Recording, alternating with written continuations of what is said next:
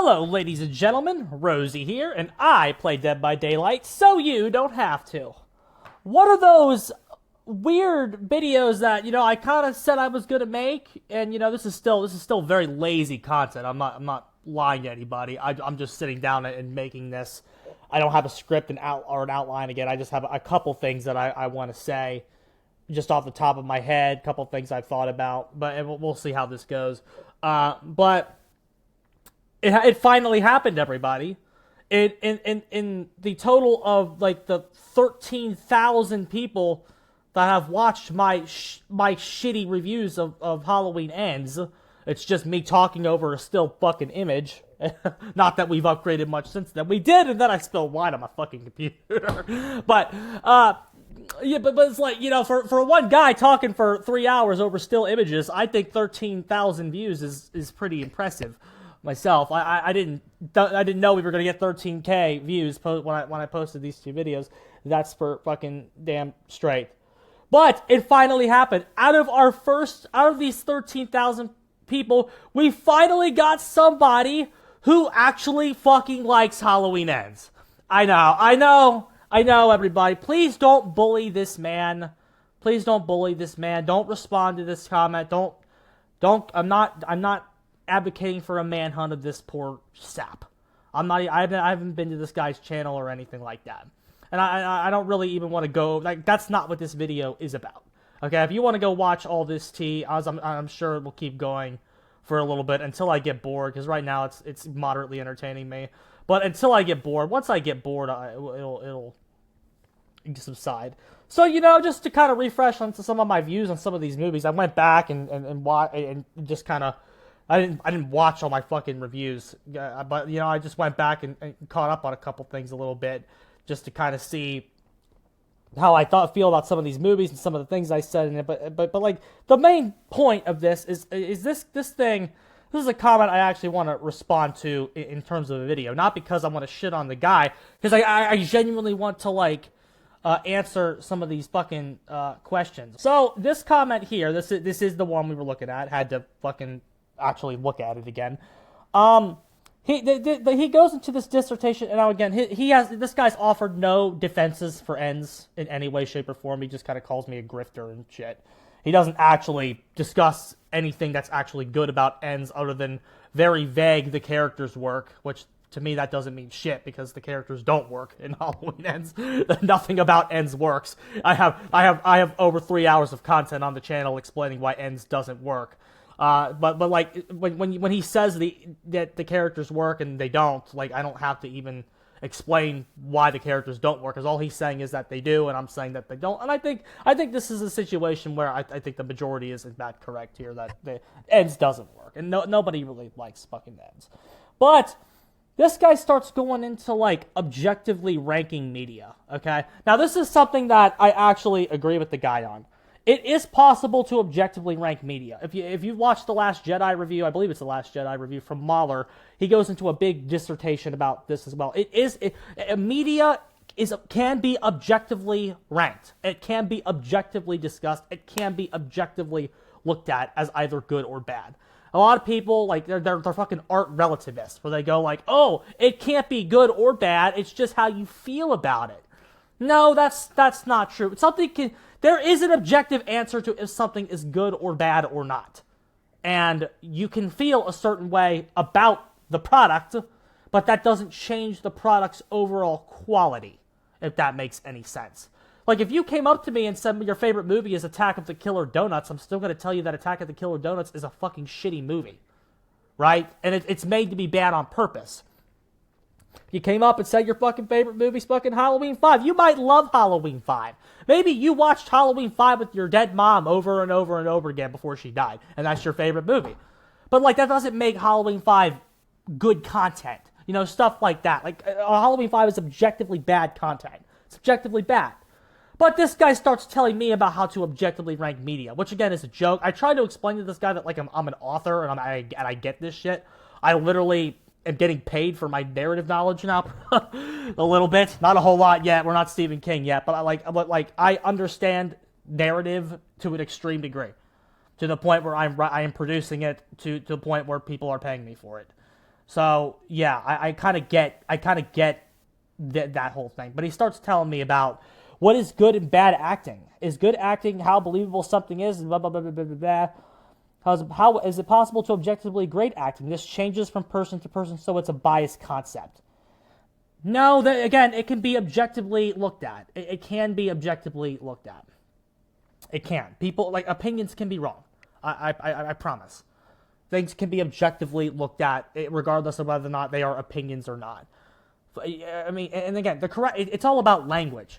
Like, if something works for you, it can work for you, but that doesn't make it necessarily good. That doesn't make it good content. Okay, and again, it's a slippery slope on that. It's a slippery slope on that because, I'm a big fan of the Rob Zombie Halloweens, as I always like to say. It's a very slippery slope between if those are actually good versus they just work for me.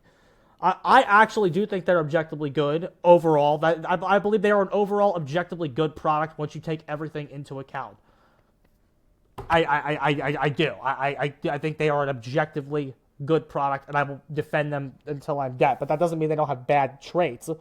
But it's like, there is a reason that the guy who played Shikishima should have won a fucking Oscar for Godzilla -1, and then they got fucking the reason that the fucking Megan 2 movie looks like shit, right? Like, you know what I'm talking about? Like, there's objectivity to this concept. There's a reason that a lot of this shit doesn't work, and I don't even know why he's telling me about acting.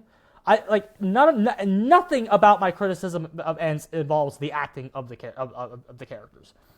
The actors did their best with the material given to them. I don't know why. I don't know where that is coming from at all. But he basically, the answer to what he can give, like, you can rank plot points. He starts talking about plot points and how you can actually rank objective stuff based off plot points. And that's the shit that that doesn't make. I mean, it's not that it doesn't make sense, because he says, why don't you provide a counter argument about what makes something objectively good? Now, again, all of that it's a complete non sequitur to the actual Ends conversation, because again, you can't actually defend Halloween Ends. Like, you can't actually objectively defend that movie. So there's a reason he's going into all these tangents, because you can't actually defend Ends. It's a garbage movie. And I have 2 hours focusing on the movie itself, going through scene by scene and explaining scene by scene why it is bad. Obviously, that's not what any of this is. He's not talking about Ends pretty much at all. But the actual thing I'm talking about is, he's like, what makes something objectively good? But I think he's missing a really big point, okay? Like, he's ranking Ends purely on plot points. Okay, this is kind of what I'm gathering from this. What I'm gathering from this conversation here is that this guy is a fan of Ends because he likes the choices in it, in terms of, like, the plot, like the Myers stuff. He specifically is talking about how Michael Myers is obsessed with his eyes and Corey's eyes, and I mean, that's to me it's a bunch of hokey nonsense. I think that's, like, that to me doesn't make any sense. But whatever. That's what, like, he has a fascination with the plot line that Myers is evil was transferred over to Corey Cunningham. Okay? And you know what? A lot of people that have reviewed the movie and are talking about the actual positives and negatives of the actual movie, they talk about how that actual concept is kind of a neat idea. And even in my videos, I say the movie's ideas could have worked if they were in a better place. I think I said if it was like Halloween 7 or something, Two Faces of Evil, and they did it there, or something. Like, if it was like a different movie, maybe it would be more well received. Like, I'm telling you, bro. The thing about Ends that is, like, the whole Myers transferring his evil essence over to Corey is like, it is, again, especially as we sit here years later. It is not the most terrible idea, okay? It could have worked in a different movie. The problem, ladies and gentlemen, and I've said this, I say this in both fucking videos in different ways, but I think I used this terminology here. This story was not appropriate for this movie. It was not appropriate. They were doing the finale of a pre-existing trilogy that had 2 previous installments that established a framework. That framework was a very basic framework. But that's okay. Just because something is basic, that doesn't necessarily mean it's bad. The 2018 and Kills are very basic movies, especially 2018. 2018 is a very, very basic movie, but after the Rob Zombie movie, it was good to go back to that. And I say that in my review of that movie. Right? It's a very, very basic movie. You do not deviate from the pre-existing formula that you're working with to give us something completely out of left field that doesn't make any sense. The most important character in Halloween Ends needed to be Laurie Strode. And again, this is so basic. Like, I really thought they were going to Josh McDaniels it. If anybody has watched Raiders football in the last 2-3 years, they were going to Josh McDaniels it. They were going to be the smartest person in the room, and just like they thought their idea was going to knock our socks off. And I guess it did knock this guy's socks off. But it was not appropriate for the trilogy's conclusion that was focusing on these 2 characters and their rivalry. Again, despite not making them brother and sister anymore, they could not get away from the Michael-Laurie feud. That is the groundwork that you set yourself up in, and that is how you should have completed the trilogy. Corey Cunningham was not in either of the other 2 movies. His name wasn't mentioned, wasn't said. They had to go back 3 years before they even started Ends to shoehorn him in. I guess it wasn't really shoehorned because, like, Corey's incident took place a year after the events of Kills. But, like, they had to go back in time and give the character a pre-existing backstory that the town cared about to basically try to rush him into the plot. And again, that romance is very forced and very shoehorned just to speed it up and get to the movie's other ideas, which it thinks are more interesting than the romance between the 2 characters of Allison and Corey. The movie doesn't care about the romance. It doesn't care about the romance as much as it cares about getting Corey into Myers. Getting Myers' evil essence into Corey. It doesn't care about Allison and Corey as characters enough to actually do the romance correctly and how it needed to be done if you're going to work with that. It's like this story, the story of Michael Myers and Laurie Strode does not belong to Corey Cunningham. It belongs to Michael Myers and Laurie Strode over a pre-existing 40-year legacy. This movie wasn't just ending a trilogy, it was ending a legacy. It was the last time you were going to get Michael Myers and Laurie Strode in there together. And they botched it. They objectively botched it because of the fact that the focus wasn't on them.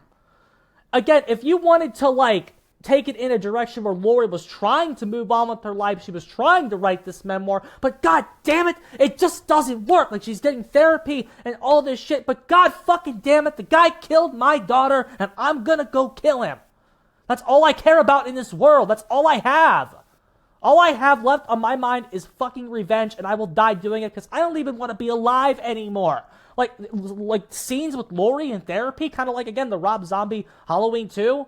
Like, shit like that. Like, if you, like, again, it's like, maybe Laurie's not completely out of her mind psychotic until about midway through the movie when she can finally, like, lose it as Myers starts to come back again and kill. Like, Ends should have been as basic as the other 2 movies. It should have been basic.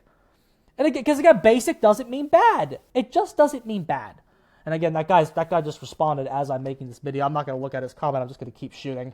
But like, it wasn't like that is an actual issue. He commented on the other video over here too, talking about how the pacing and the Corey not being in the other movies isn't an issue. No, that's 100% an issue. That's 100% an issue because you're pacing a trilogy. Again, it comes off as they didn't really know what to do, and it comes across as they had this neat little idea, and they wanted to do that, and without caring about what they set up. That's how it came across to the vast majority of the audience watching. And again, that doesn't necessarily mean they're correct either, just because there's more people that think that way. But it's in this case, it is poorly paced. It is poorly written and poorly paced. Now, if you wanted to, if you watch my other content about if you watch all 3 of my reviews on the timeline, and I think I mentioned it again even in the Ends video, but I don't remember. Again, I didn't watch my full 2-hour review of Ends. But I know I mentioned it in the 2018 review about how to fix Corey Cunningham. I talk about how to fix Corey Cunningham in all three of those reviews from the context of each individual movie, correct? And the one thing I say was that Corey and Dr. Sartain should have been smashed together to create one character called Dr. Sartain. That's what should have happened.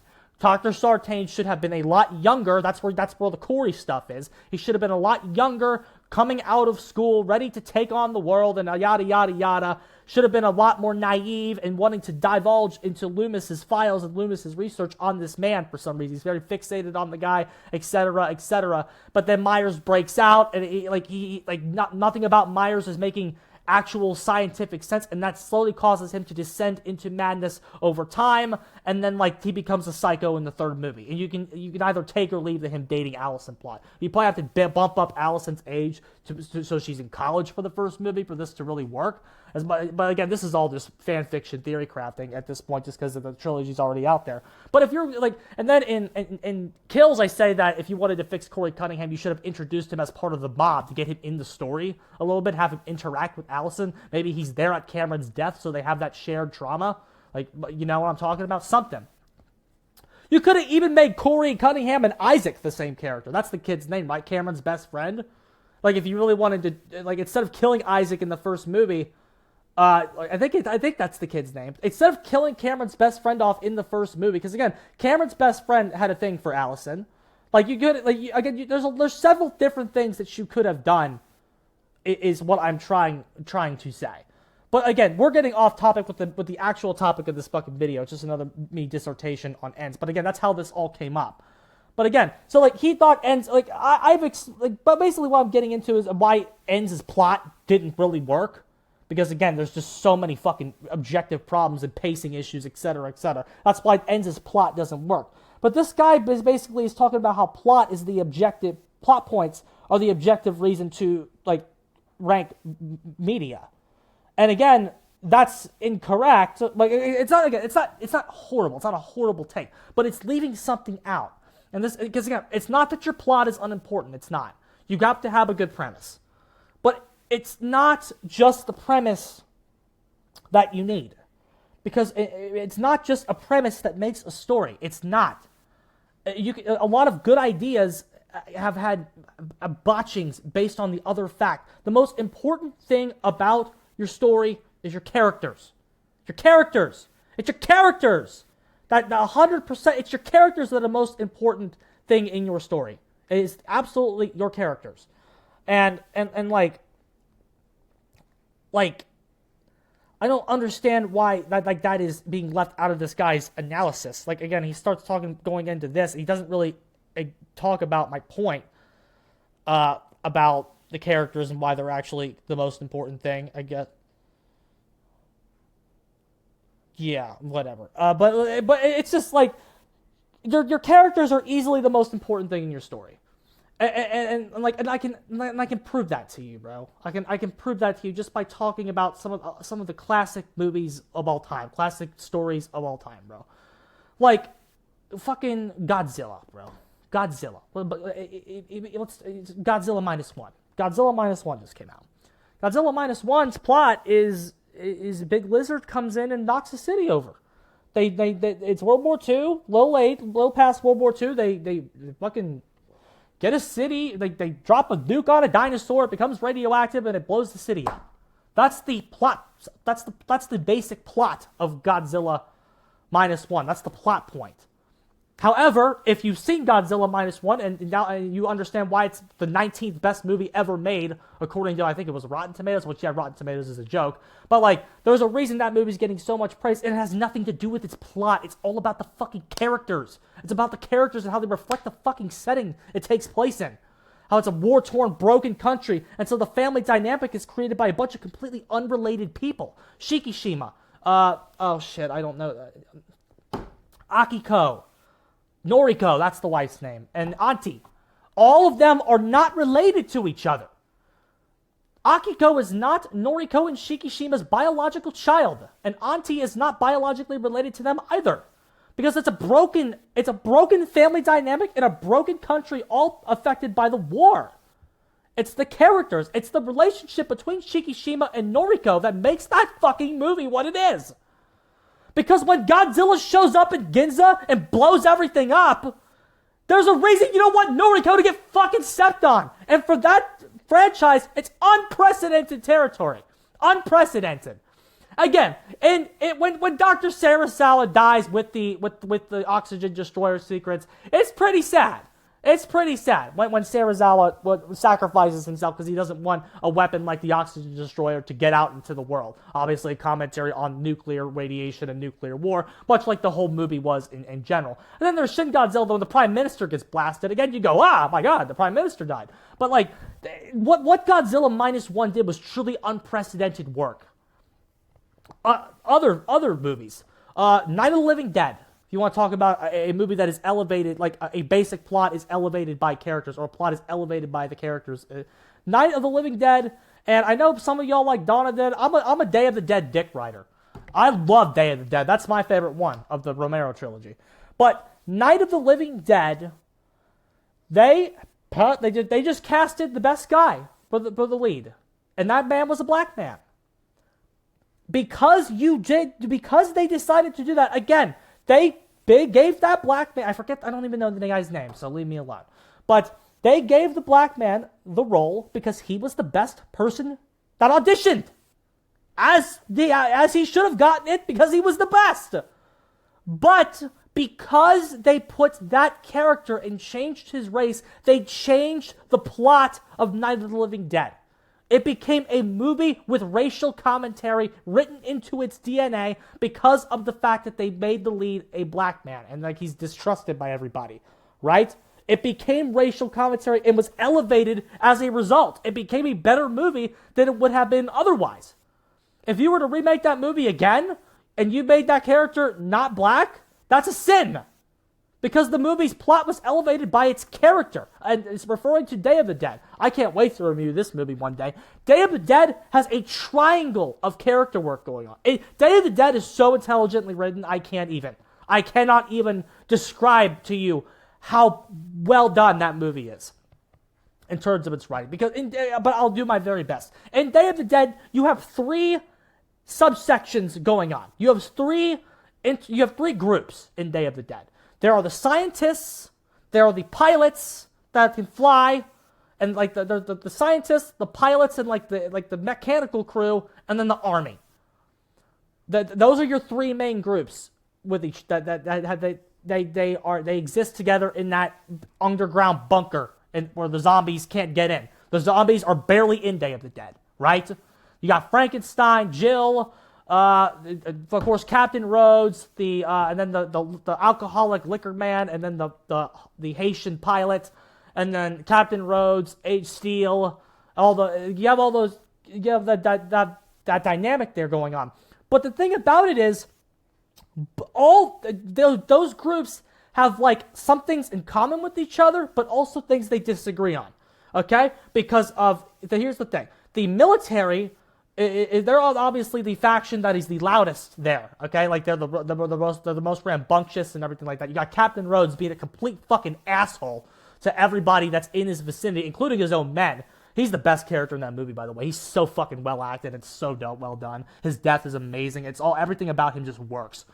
It's got that, it's a little 80s, but it all just fucking works. But, like, you got him being a fucking dickhead to just everybody. But like the scientists in the military clash because Captain Rhodes is a fucking asshole to everybody, and they're like, why the fuck are you being an asshole? And that's what the pilot and the engineers, they're all on the side of the scientists going, Captain Rhodes is a fucking asshole. We can't trust this fucking guy. He's crazy. So you have the scientists and the military, the scientists and the engineers, they kind of are together on that. They're together on that Captain Rhodes is an asshole, and he's crazy. We can't even be safe in this base, okay? But then you have the mechanics and the engineers, and then the biology scientists. Like they disagree in that the fucking zombie apocalypse, how it should be handled.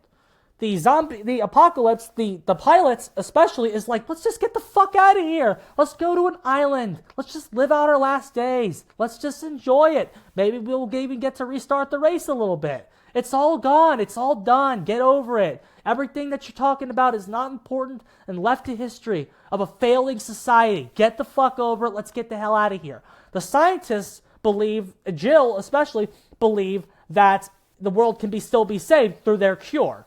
Right? They believe in that we should still be fighting the apocalypse to retake back society. That puts them in line with the military, whose solution is, of course, just blow their fucking heads off. So the military and the scientists obviously believe that there should be a stop to the zombie apocalypse. And that puts them in their common ground there. Right? That puts them in common fucking territory there. And then, of course, there's Miguel, who's the wild card. He's just kind of in the middle. He's just kind of in the middle there. And of course, the commonality between, what the pilot was saying, we'll get to Miguel in a second, but the pilot was saying that everything the scientists are doing is a waste of time. That puts them in line with the military as well, because Captain Rhodes hates the scientists, because the reason that Captain Rhodes is a misunderstood character, because he's actually very fucking smart. He's going, what the fuck are we getting from this by staying here and protecting you people? You've done nothing for us. That's why he's an asshole. Because he's like, why the fuck have you done? You've done nothing. You've done fucking nothing. And then his opinion is validated when he sees that Frankenstein is harvesting human body parts to give to the zombie in the fucking, what's his name? I forget his fucking name. The very popular one. Bub? Is that his name? I forget the zombie's name in that movie. In order to get the zombies' obedience, he's been feeding them human body parts. So the conditioning that he's talking about isn't really working. So then that's when Captain Rhodes flips the shit lid and goes ballistic on everybody, of course. Then there's Miguel, who's the wild card. Because again, Miguel is dating Sarah.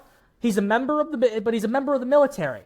But he also thinks that it's hopeless. So he is all three. Miguel is all three of them. That's why he's the wild card. And you don't know what the fuck he's going to do as it gets more and more unstable as the movie progresses. Again, that's all just zombie apocalypse is your fucking plot point. But it's the characters that make the plot. The characters add additional plot points and make it better than it would have been otherwise. Because there's other things like The Land of the Dead and these other zombie movies that fail because they don't have shit like that. They don't have characters that elevate them. There's a reason why Halloween is good and Friday the 13th is ass. Correct? It's characters. The way that the characters are written and handled is what makes your story. It's good to have a good plot. You don't want your plot to be fucking boring either. And I'm sure you can list tons of decent characters that were let down by their plot. Hell, a lot of the Friday the 13th movies can fucking say that. A lot of the Friday the 13th movies have really decent protagonists like Tommy Jarvis, who with the exception, but 6 is a decent movie. Tina from 7, let down by her plot, but even though she's kind of a Carrie ripoff, I guess. Doesn't really count. But and again, even ends.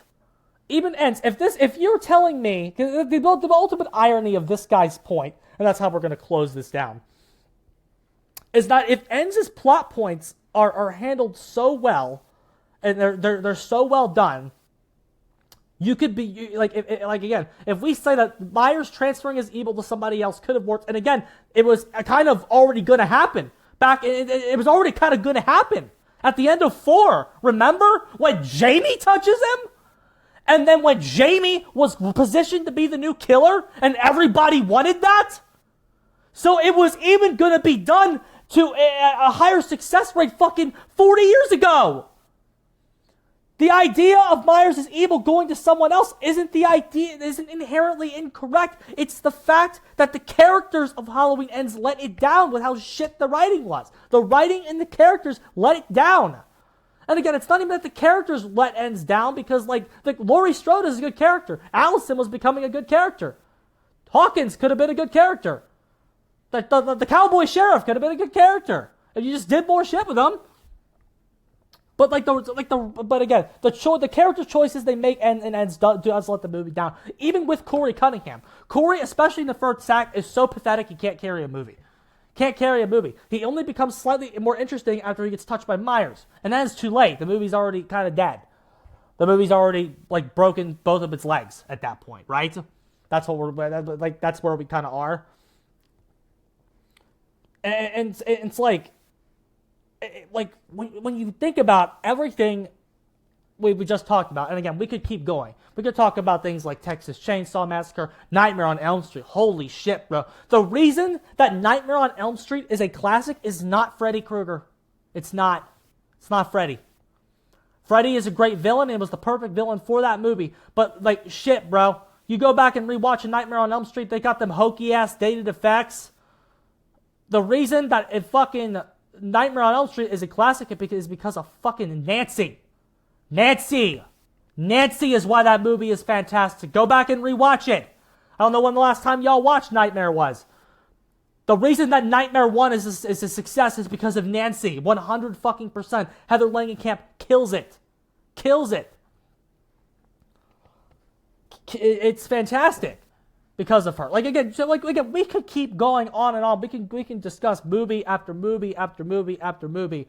Jaws, obviously, the plot of Jaws is it's just a shark that's eating people. Let's go kill it.